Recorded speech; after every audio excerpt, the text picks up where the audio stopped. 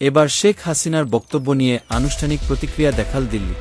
ভারতের পক্ষ থেকে সাফ বলে দেওয়া হয়েছে যে শেখ হাসিনার মন্তব্য তার ব্যক্তিগত, এর সঙ্গে ভারতের কোনো সম্পর্ক নেই বলেও জানানো হয়েছে।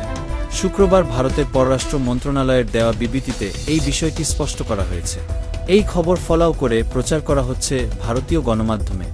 শুধু তাই নয়, কেন নয়াদিল্লিতে নিযুক্ত বাংলাদেশের রাষ্ট্রদূত নুরুল ইসলামকে তলব করা হয়েছিল সেটিরও ব্যাখ্যা দিয়েছে মন্ত্রণালয়।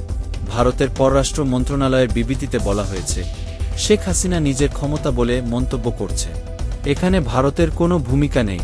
হাসিনার মন্তব্যের সঙ্গে ভারত সরকারকে গুলিয়ে ফেলা ঠিক নয়, যা দ্বিপাক্ষিক সম্পর্ক উন্নতিতে সাহায্য করবে না। ভারত আরও বলেছে, ভারত সরকার পারস্পরিক ইতিবাচক সম্পর্কের জন্য চেষ্টা করছে। আমরা আশা করি বাংলাদেশ ও সেই পরিবেশ নষ্ট না করে কিরকমভাবে হাত বাড়িয়ে দেবে। বুধবার রাতে ভার্চুয়াল মাধ্যমে বাংলাদেশের উদ্দেশ্যে বক্তব্য দেন শেখ হাসিনা। ভারতে বসে উস্কানিমূলক বিবৃতি দিচ্ছেন শেখ হাসিনা। এমনকি তাকে বিরোধ করার তাগিদ দিয়ে বৃহস্পতিবার ভারতকে চিঠি দেয় বাংলাদেশের অন্তর্বর্তীকালীন সরকার। শুধু তাই নয়, ঢাকায় নিযুক্ত ভারতীয় রাষ্ট্রদূতকে ও তলব করা হয়। তাকে এই বিষয় নিয়ে নয়াদিল্লির সঙ্গে আলোচনা করতেও বলা হয়েছে। তার একদিন পরেই নয়াদিল্লিতে নিযুক্ত বাংলাদেশের রাষ্ট্রদূতকেও তলব করে মোদি সরকার। পাশাপাশি বাংলাদেশ ইস্যুতে তোলপাড় চলছে। ভারতের সংসদে ও রাজ্যসভায় জানতে চাওয়া হয় শেখ হাসিনাকে কি ঢাকার হাতে তুলে দেবে ভারত। এই নিয়ে সংসদের সামনে নিজেদের অবস্থানও তুলে ধরল মোদি সরকার। সিপিএম সাংসদ জন বিশ্বাস সরকারের থেকে জানতে চান, বাংলাদেশ শেখ হাসিনার প্রত্যর্পণ চেয়েছে, কোনো কারণ দেখিয়ে হাসিনাকে ফেরত চেয়েছে, ঢাকা শেখ হাসিনাকে কি বাংলাদেশের কাছে তুলে দেবে ভারত?